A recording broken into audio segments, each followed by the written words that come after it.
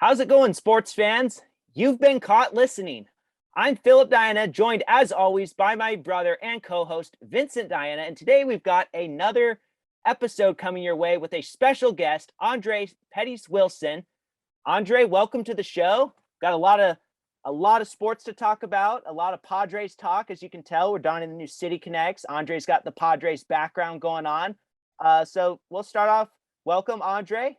Tell us a little bit about yourself and about your Padres fandom. Philip, Vince, man, thank you guys for having me, man. It's a blessing to be here. It's a blessing to just be talking about these Padres, man. I can't really remember myself rooting for any other team but the Padres. You know what I mean? It's just been a San Diego thing. I will say that my fandom has increased even more. I've gone crazy insane ever since the Chargers left us, unfortunately. No bad blood against them, but I just don't root for them anymore. So, yeah, I've been a Padres fan, been rocking with the Padres for a while, and these last couple of years have been really, really exciting. So, can't wait I to talk agree. about it. The It's Padres. fun.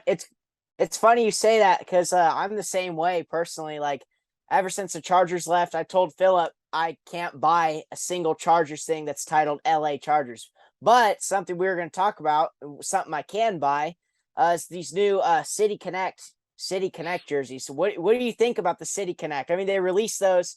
In my opinion, I think they give off more of Miami vibes than they do San Diego. But what's your thought? I'm with you on the Miami vibes.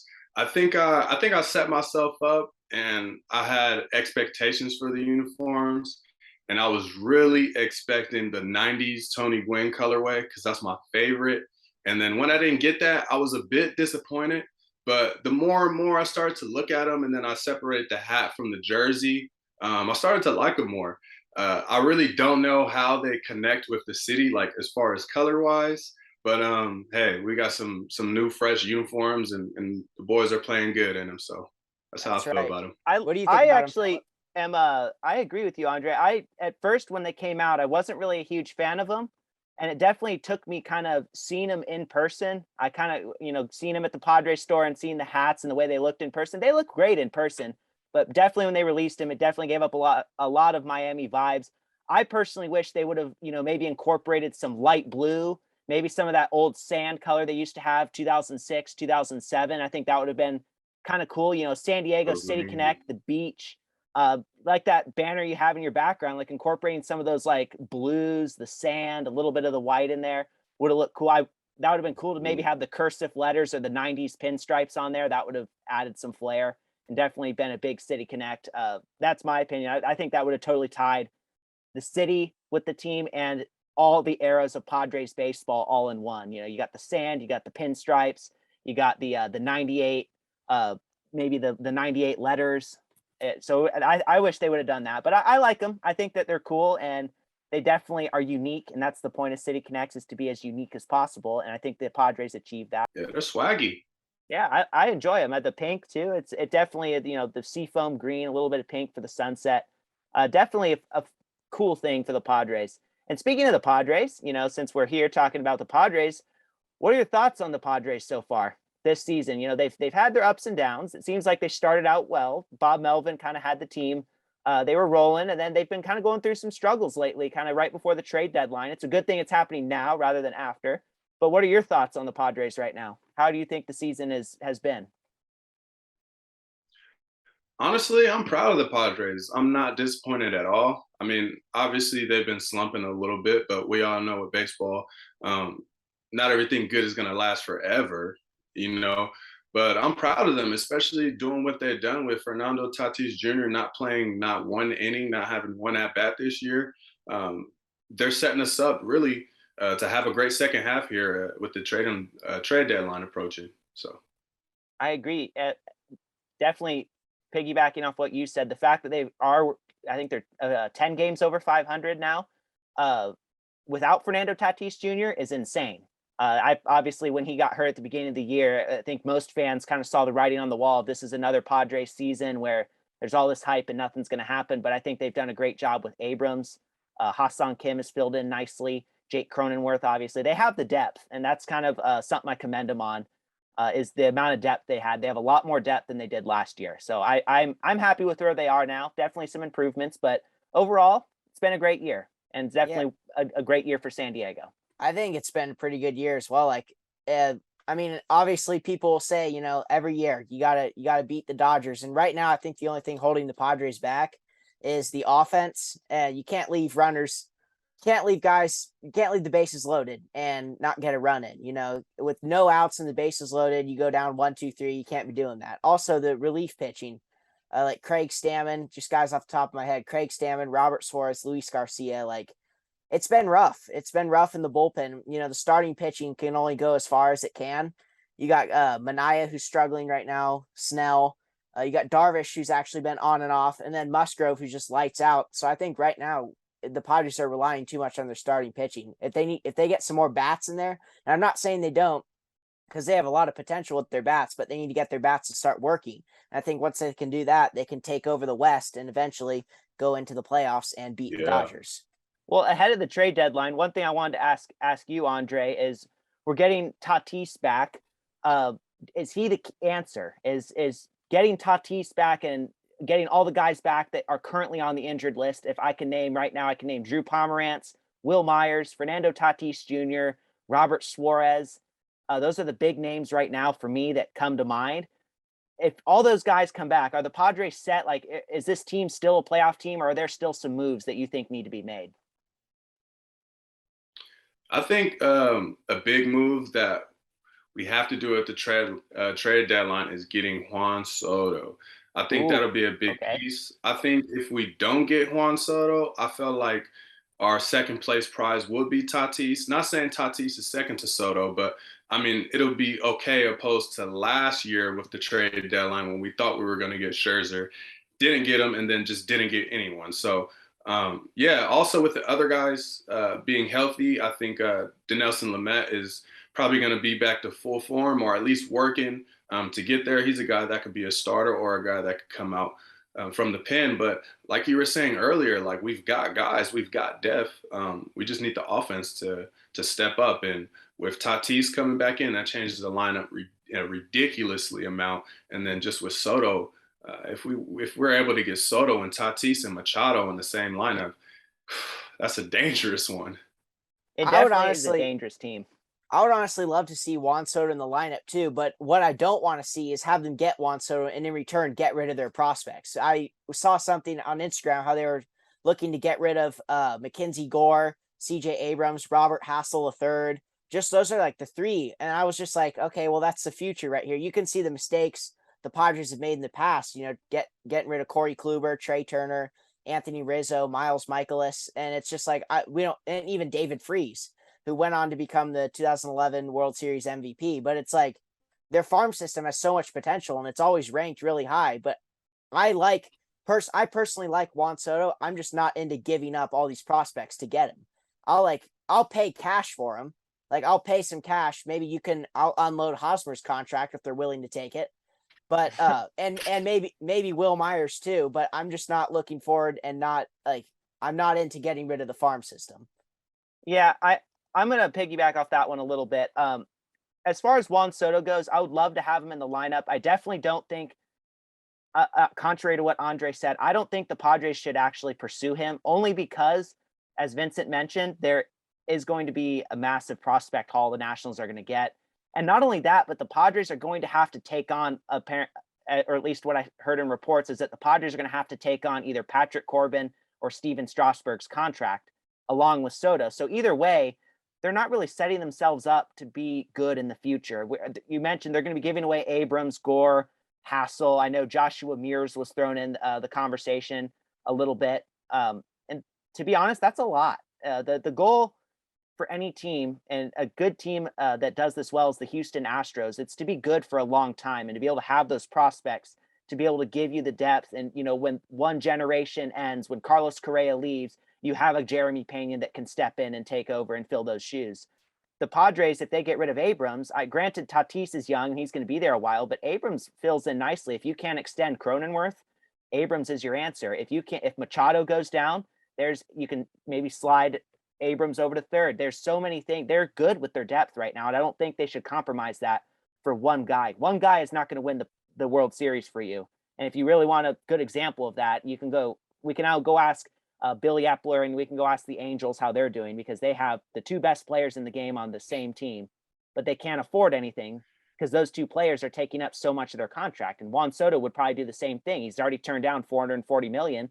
So we're probably, if the Padres got him and we're able to extend him, we're probably looking at maybe 450. I don't even think 450, not even 425, but 450, maybe even 500. Maybe he gets the Patrick Mahomes contract. I have no idea, but that's going to be a lot of money, and no player's worth that much money, especially for a team that's trying to win, because Mike Trout and Ohtani can't win the Angels a World Series. It sucks, but they're not going to win a World Series so long as Mike Trout and Shohei Ohtani are part of the Angels. And that's just kind of the reality. Also, look at what the Angels did with like Anthony Rendon. He had a lights out 2019 season. They signed him for a lot of money. Anthony Rendon comes in, like, let's be honest, he hasn't really done anything for the Angels, and he's hurt now. Yeah, so it's like the Angels haven't really gotten as much use as they planned to. But now they're tied up in a bad contract. And that's the thing I'm getting to, is Juan Soto is a great player. He's a generational player, but you need him to be that player year in and year out. And if he's having a down year, or Machado's having a down year, you've given up all these guys to get him. So if he's out, then the Padres just aren't set up for success. And we want to have long-term success. The goal is to win for many years, not just one. I like you guys' perspective, honestly. And like I was saying, if we don't get Soto, having Tatis back would be like getting a Soto. It's for sure adding a lot to our lineup. I'm thinking a little bit more aggressively. Soto has like a 2-year contract. So after those 2 years are up, hypothetically speaking, if we were to get him, then he could go off on his own. And yes, we would lose the farm system. But I just think this is a real good time period for AJ Preller and the Padres to just go after it. I just want a championship in San Diego, in general, not just for the Padres, but a championship in San Diego. And I feel like adding a person like Soto will be the perfect person, because, I mean, we all know he's a Hall of Fame player. You know what I mean? We all know he's World Series proven. And we know that if we're going to actually take the risk on someone, it's going to be taking a risk on someone who could potentially bring us a championship. And I agree, too. You would want to be great for the years going. It's just, we're in the division with the Dodgers, so it's like they got me nervous, man.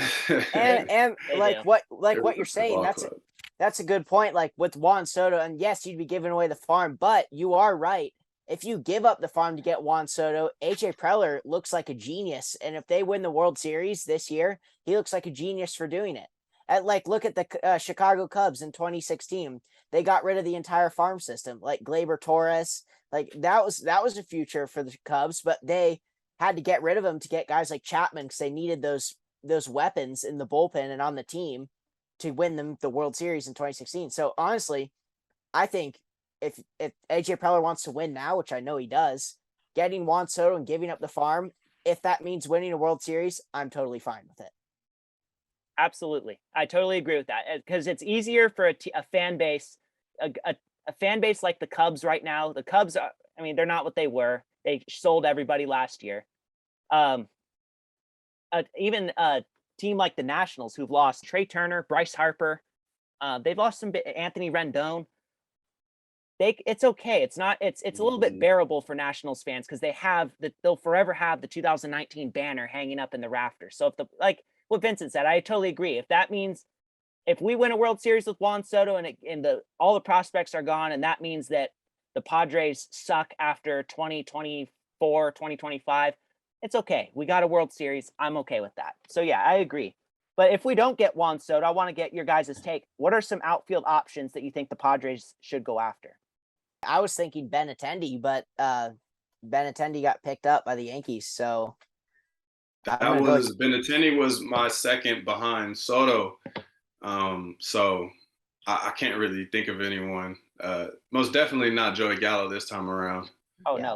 No, please no. AJ Preller, do not go get Joey Gallo. We do not need to add. Did you see that stat? Did you see that stat that said Aaron Judge has more home runs than Gallo has hits? Aaron Judge has like 30, 38 or like 39 home runs. Gallo in this season alone has 38 hits. So it's like you don't want that in the lineup. Gallo is a big no-no. I don't want him to go pursue him, and I know the Yankees are probably going to try to deal him in some way because now they have Benintendi in the outfield, so there's no need for Gallo out there. I had actually a few outfield options that I wanted to kind of throw out there. One of them being Brian Reynolds of the Pittsburgh Pirates. I really like what I see from Brian Reynolds. I think that he's a pretty affordable option. He's a great plan B. You know, if you can't go get Soto, I think Brian Reynolds can very well give you that same pop and that same on base percentage that the Padres covet so much with Juan Soto. He's a center fielder. He's a switch hitter, so he can do it all. He can add power to both the right and left side of the lineup. And he can kind of he's an upgrade over our current center fielder right now, who's been struggling, Trent Grisham. But Brian Reynolds has good on base, and he's under team control through 2025. So theoretically, even though if we had to shell out a little bit of prospects for him, I think that's a guy who's worth it. You got him till 2025. That's well within the championship window. That's a good guy I would go after. Another guy is another NL Central opponent, and that's Ian Happ, left fielder for the Chicago Cubs. I would love to see him in a Padres uniform. I think he provides a lot of power, a lot of on base. He has a nice smooth swing. He runs the bases well. That's a guy that I would love to see the Padres pursue. And if anything, go to the NL West. I like David Peralta as well with the Diamondbacks. He's a guy. He'd be a sneaky pickup. He's 35, so he's a bit old, but he'd be a rental option, and he's exactly the kind of thing the Padres need. He's got a good outfield arm. He plays defense well, hits very well, hits for power and on base. So those three right there. Yeah, he's within the division. The Padres have seen him enough to know that he's good enough. So I think if it were me, David Peralta, Ian Happ, and Brian Reynolds would be my top outfield options if I was AJ Preller. You know, I like those options for outfield, but to be honest, I think what Preller really needs right now, what the Padres need is pitching. And like from what you guys seen and what I talked about earlier, like let's just say, and I'll switch over to you, Andre. Like let's just say you're AJ Preller. So what are you gonna do at the trade deadline to get the Padres to where they need to be in October? Are you prioritizing bullpen or offense?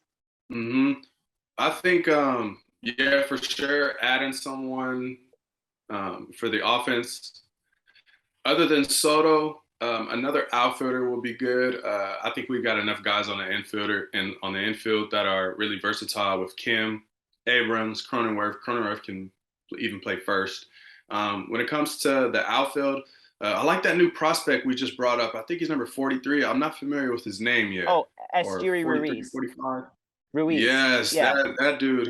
He can get on base. He can steal a lot of bags. I mean, he was really comfortable within his first game. So that's not really too much of a priority as far as getting an outfielder, but it wouldn't hurt.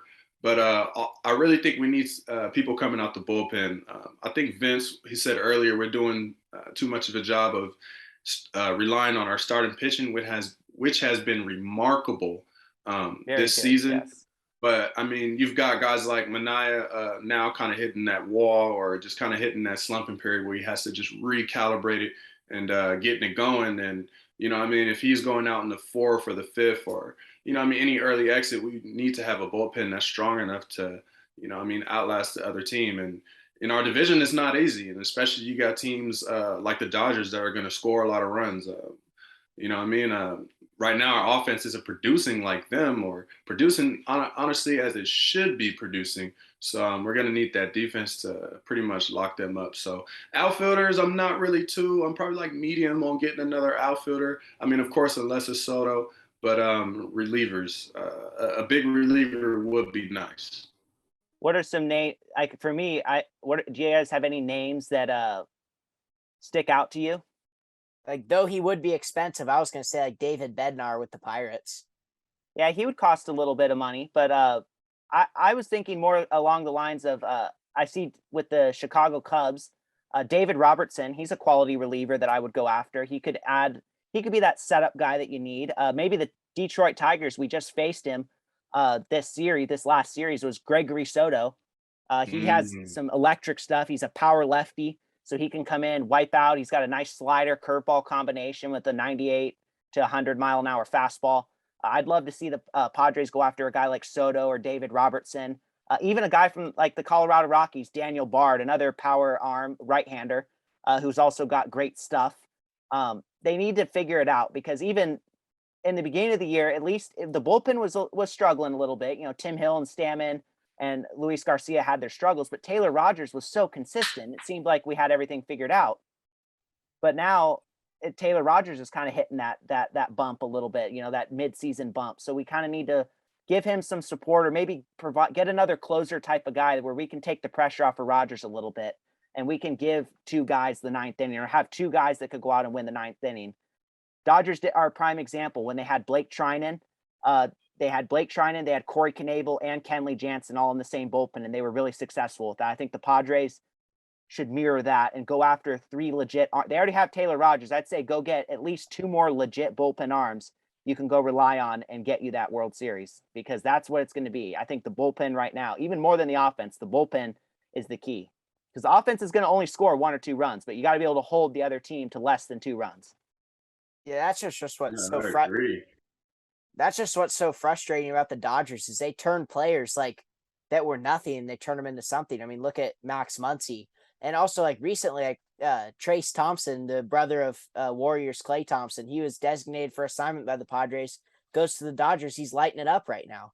So it's like I think the Dodgers just have a way of working with their players and developing them and turning them into all-stars. And it's like as much as I want the Padres to do that, they haven't really done that yet. So I need to see that from the Padres. You know, they have a really, really good farm system, but CJ Abrams has been struggling right now.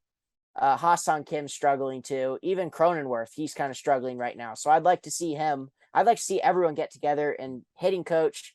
I think he's awesome. And Ruben Niebla is awesome, the pitching coach. So eventually it'll all come together and hopefully we can get to October. I want to ask you, Andre, one thing, you know, with all this outfield talk we've been talking about, the big reason we're even in this conversation right now is because the struggles that Trent Grisham has had all year. He went from being what looked like a promising young player, a Gold Glover in 2020. It looked like we had our guy that was going to be there in the future, and he just hasn't really lived up to it since.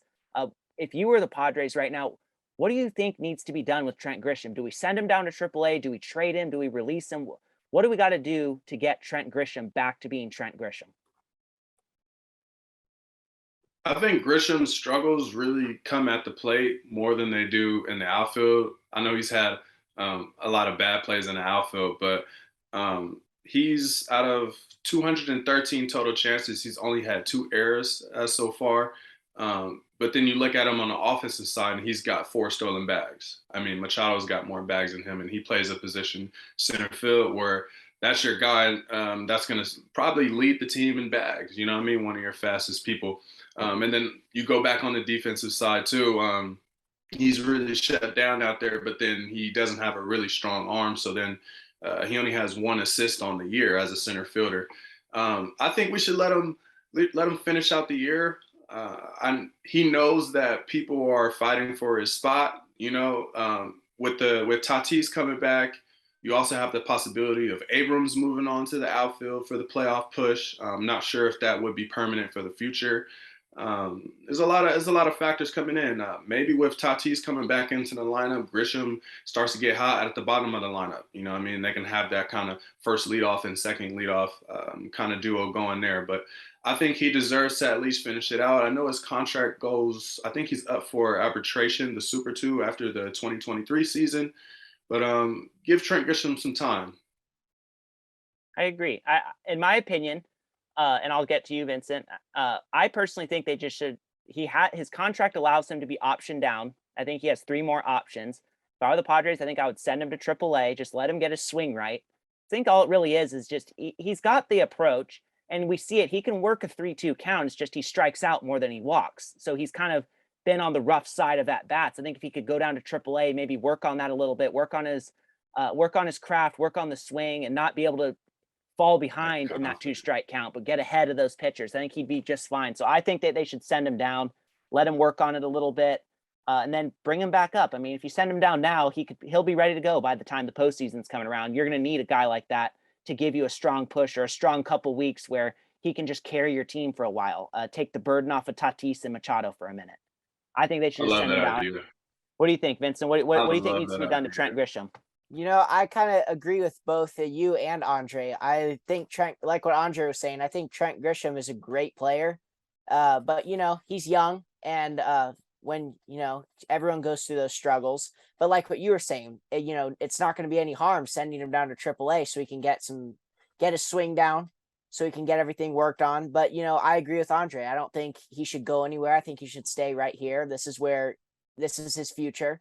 This is where I think the Padres have a great future with Trent Grisham.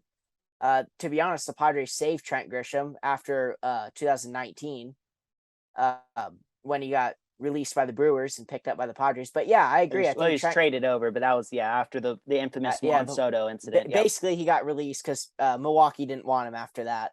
But no, I think he's a great player. He's definitely has excellent potential, and we've seen what he can do. We've seen what he can do with the bat. We've seen what he can do with the glove. So I think sending him down to AAA wouldn't be bad. I'd say definitely keep him on the team, though. Sending him down to AAA wouldn't be bad. Definitely keep him on the team. He's a great player, and I want to see what he can do. All right, real quick, we have just under 3 minutes to go. I want to get your guys' thoughts. Should the Padres extend Joe Musgrove? Do you think it's realistic?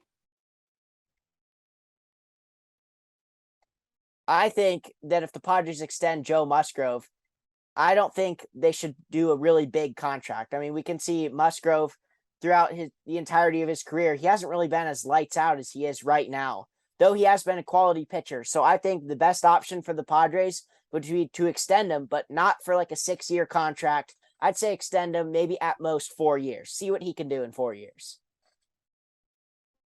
I say extend him as well. I mean, writing down the list on why they should extend him, I just kept going. This is the first year he's ever been an All-Star. He's been with us. He's had his best years with us. He's from San Diego. I love going down there and watching him pitch. He's in the Cy Young conversation. And I'd like to see him retire as a Padre. You know what I mean? I know this is a big name, Trevor Hoffman. He's from San Diego as well. He's now a retired Padre. We like to see him at the games. I would love to see Java Joe at the games. Extend him. 100%. I agree. Definitely extend him. But like what Vincent said, I don't think I would give him the 6 years, but maybe like a 4 or 5 year contract. I think that's realistic for a guy like him. But yeah, definitely retire as a Padre. He's putting up numbers we haven't seen since Jake Peavy. So he's well worth it. Jake Peavy was one of our aces back in the day.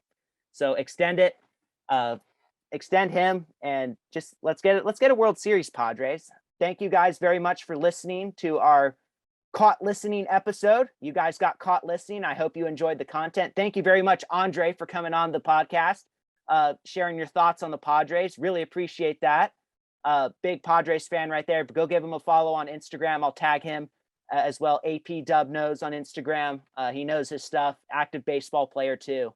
You might see him. Maybe he'll be the Padres upgrade in the outfield soon. Hey, hopefully. We'll see. We'll see. Thank you guys very much for listening, and we will see you next time.